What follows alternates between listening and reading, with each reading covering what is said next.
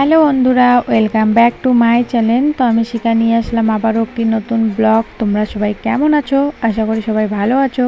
তোমাদের আশীর্বাদ ভালোবাসায় আমরাও ভালো আছি। তো আজকে হচ্ছে রোববার আর এখন সকাল বাজে এই 9টার কাছাকাছি। আজকে ঘুম থেকে উঠতে অনেকটাই লেট হয়ে গেছে, কারণ বাইরে মুষলধারা বৃষ্টি পড়ছে।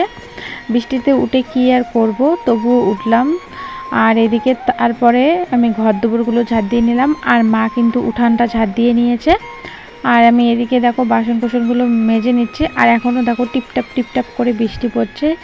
একটু আগে খুব মুষলধারা বৃষ্টি পড়ছে, এখন টিপটাপ পড়ছে, কিন্তু একটু পরে আবার মুষলধারা বৃষ্টি শুরু হবে। মানে কি বলবো, কিছু বলার নেই।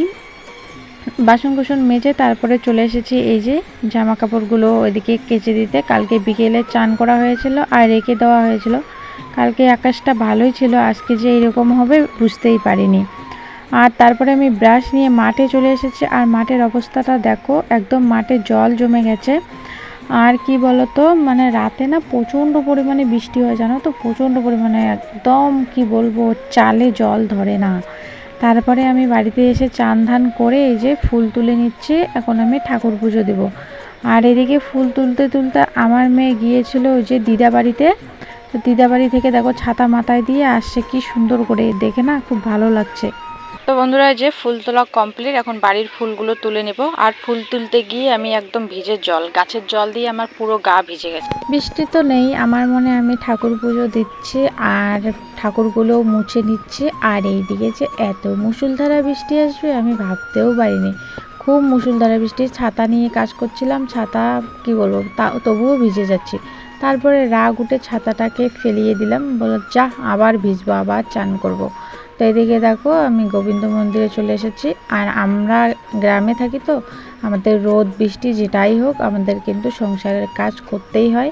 যে বৃষ্টি পড়ছে দেখে যে সংসারের কাজ করব না, রোদ উঠছে দেখে যে সংসারের কাজ করব না, তা কিন্তু নয়।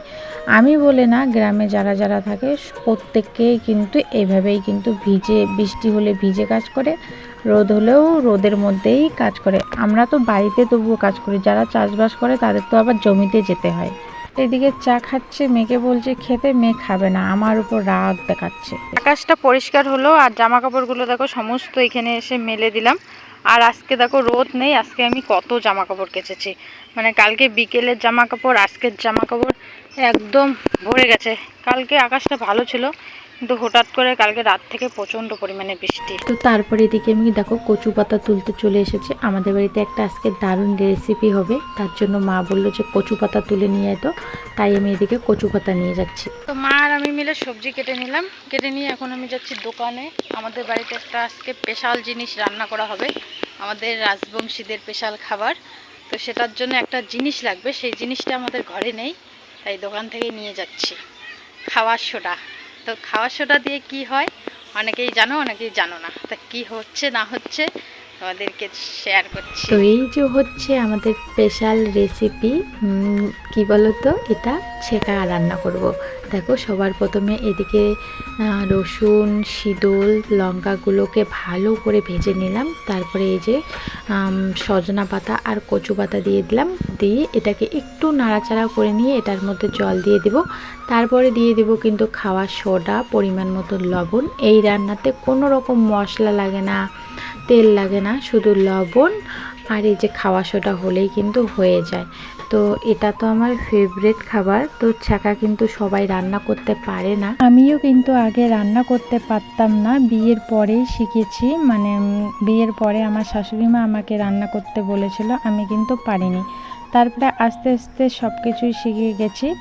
কারণ কি বলতো, বাপের বাড়িতে যদি কোনো জিনিস বলো যে পারি না, তাহলে কিন্তু মা অতটাও জোর করে না, কিন্তু শ্বশুরবাড়িতে তো তা হয় না, না পারলেও সেই জিনিসটা কিন্তু রান্না করে খাওয়াতে হয়। তাই কিন্তু এখন আমি সব কিছুই রান্না করতে পারি, এমন কিছু জিনিস নেই যে আমি রান্না করতে পারি না। তো দেখো তোমাদের সঙ্গে কথাগুলো শেয়ার করতে করতে আমার সমস্ত রান্না বান্না শেষ। আর এদিকে তারপরে আমি মাছ ভেজে নিচ্ছি ঠাম্মার জন্য। এই যে আজকে আমাদের দুপুরের মেনু কাকালা ভাজা, আলু ভাজা, মাছ ভাজা, আর এদিকে এই যে স্পেশাল খাবার ছেঁকা। তো মা সমস্ত খাবার দাবার ঘরে নিয়ে গেছে, এখন কিন্তু খাওয়া দাওয়া হবে। চলো খাওয়া দাওয়াটা সেরে নেই। এই যে ভাতের মধ্যে একটু ছেঁকা নিয়ে ছেঁকাটাকে এইভাবে মেখে একটু আলু ভাজা দিয়ে মুখে বললাম, আহ কি স্বাদ, এই স্বাদের ভাগ হবে না।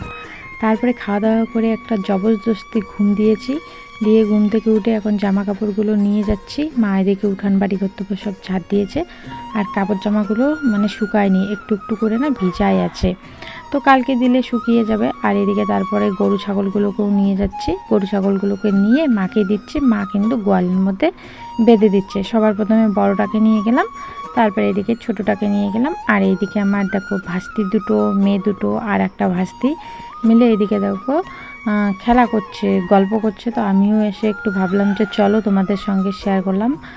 আর তারপরে এদিকে সন্ধ্যার সময় আমি চা করে নিলাম, মা ওদিকে সন্ধ্যাবাতি দিচ্ছে। তো চলো আজকের ভিডিওটা এই পর্যন্তই, দেখা হচ্ছে নেক্সট ভিডিওতে, টাটা।